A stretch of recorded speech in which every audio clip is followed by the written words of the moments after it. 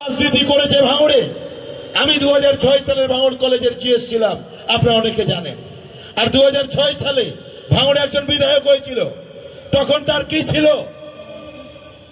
তারপরে যে জমিতে আমার আপনার প্রিয় নেত্রী মমতা বন্দ্যোপাধ্যায় হাতি চালাতে যে সোনার হাতে যেই জায়গায় ধানটা রুয়েছিল, সোনার ধানকে রোপণ করেছিল, সেই জায়গাটা পর্যন্ত যে বিক্রি করে দিয়েছে দালালি করে, সেই জায়গা বিক্রি করেছে।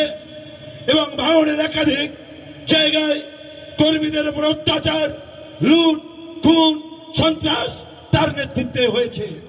তারপরে তাকে মমতা বন্দ্যোপাধ্যায় এবং আমার প্রিয় নেতা আমাদের সেনাপতি যুবরাজ অভিষেক বন্দ্যোপাধ্যায় তাকে একাধিক অপরাধের কারণে তাকে দল থেকে বের করে দিয়েছে। এবং আরেকজন যে গুটি মেরে থাকে ভাঙড়ে চণ্ডীপুর থেকে আর বজেরহাট পর্যন্ত প্রত্যেকটা জমি সে দালালি করেছে।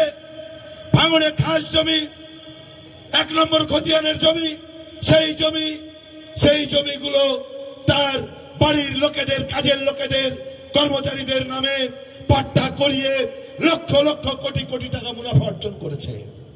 এবং 21 সালে যখন টিকিট পাওয়ার আশায় ঘুরছিল, যখন টিকিটটা পেল না, তখন হন্যে হয়ে গেল। তখন এখানে বাদল বসে আছে, তার 20-22টা সেলাই আছে সারা পেটে, তার বোমা মারলো। এখানে আইনাল ভাই বসে আছে, তার মাথায় এখনো সেলাই আছে 10-12টা। একের পর এক ছেলেদেরকে উপর অত্যাচার, যারা প্রকৃত তৃণমূল কংগ্রেস কর্মী, তার জমি বেচায় বাধা দিলে, তার প্রমোটারিতে বাধা দিলে, প্রতিবাদ করলে, সে যখন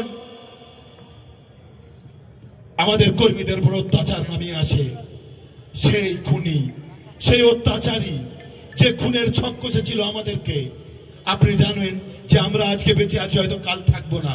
তার মানে এই খুনিরা আমাদেরকে হয়তো মেরে দিয়েছে, কিন্তু এই প্রতিবাদ করা কোনোদিন ছাড়বো না। কারণ এই প্রতিবাদ আমরা সেই দিন থেকে করছি।